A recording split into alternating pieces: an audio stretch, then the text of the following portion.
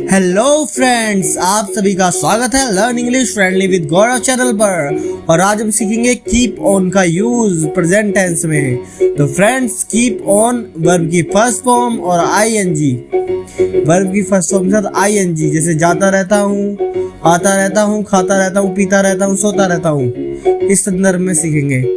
तो फ्रेंड्स, अगर आपको मेरी वीडियोस लगती है अच्छी तो लाइक कीजिए, कमेंट करके जरूर बताइए कैसी लगती है। और अगर अभी तक आपने मेरा चैनल नहीं किया सब्सक्राइब तो कर लीजिए सब्सक्राइब और बजा दीजिए घंटी, जिससे कि आपको टाइम टू टाइम नोटिफिकेशन मिलती रहे। तो चलो करते हैं स्टार्ट। सबसे पहले मैं बताऊंगा कि इन वाक्यों का स्ट्रक्चर कैसा होता है।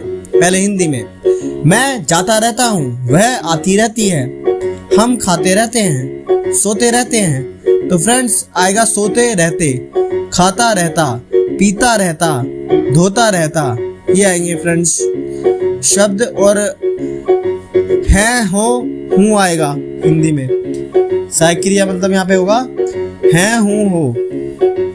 जैसे मैं जाता रहता हूँ, वो आती रहती है, हम खाते रहते हैं, वे सोते रहते हैं। तो फ्रेंड्स ये होगा इसका स्ट्रक्चर। और अंग्रेजी में पहले सब्जेक्ट, ये मैं पॉजिटिव सेंटेंस का बता रहा हूँ फ्रेंड्स। पहले सब्जेक्ट, फिर कीप ऑन, फिर वर्ब की फर्स्ट फॉर्म के साथ आईएनजी। लेकिन फ्रेंड्स आपको इनमें एक चीज का ख्याल रखना है, ये ठीक प्रेजेंट इंडेफिनिट की तरह बनेंगे, मतलब आई वी दे यू के साथ और प्लूरल सब्जेक्ट के साथ। केवल कीप ऑन आएगा और ही शी इट, और सिंगुलर सब्जेक्ट साथ कीप्स एस लग जाएगा, कीप्स ऑन, और वर्ब की फर्स्ट फॉर्म आईएनजी। तो आइए फ्रेंड्स देखते हैं उस सेंटेंस और उनके माध्यम से समझते हैं। वह खाती रहती है। फ्रेंड्स ये पॉजिटिव का सेंटेंस है, वह खाती रहती है। She keeps on eating, she keeps on eating.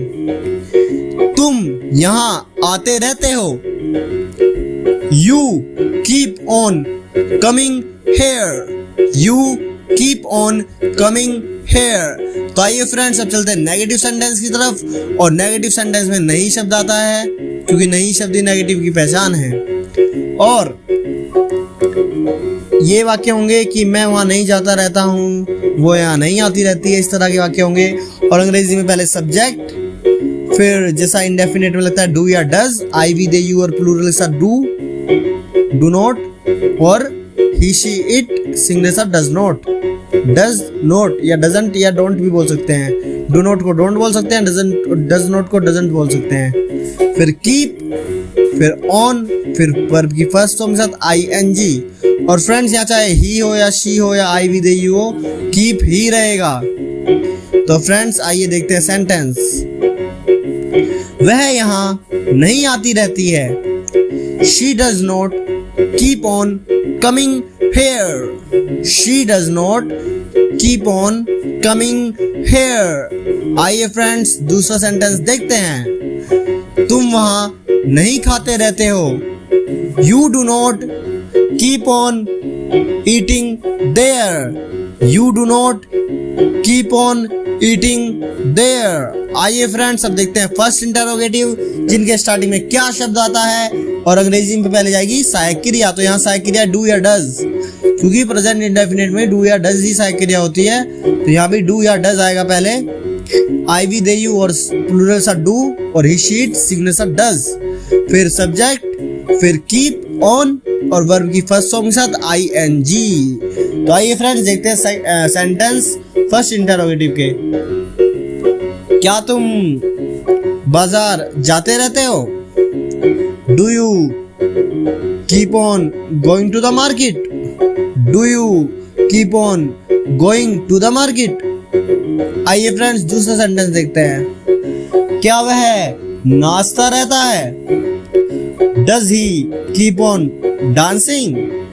Does he keep on dancing? आइए फ्रेंड्स अब देखते हैं सेकंड इंटरोगेटिव, जिनके बीच में क्या, क्यों, कब, कैसे यानी WH फैमिली वाले शब्द आते हैं। और अंग्रेजी में इनकी अंग्रेजी सबसे पहले, फिर डू या डज, फिर सब्जेक्ट, फिर कीप ऑन वर्ब की फर्स्ट फॉर्म के साथ ing।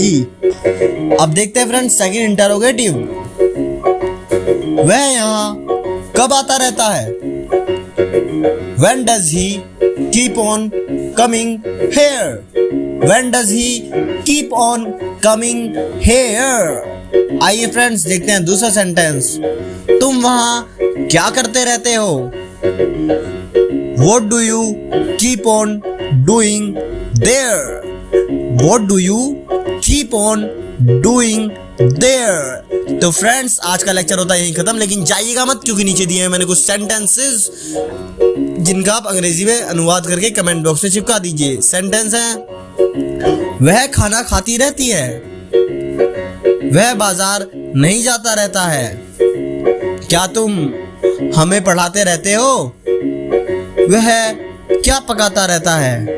तो फ्रेंड्स ये थे कुछ सेंटेंसेस, तो इन्हें आप बनाइए और अंग्रेजी में बना के कमेंट बॉक्स में चिपकाइए। और तब तक के लिए लेता हूँ विदा, मिलेंगे अगली वीडियो में, बाय बाय।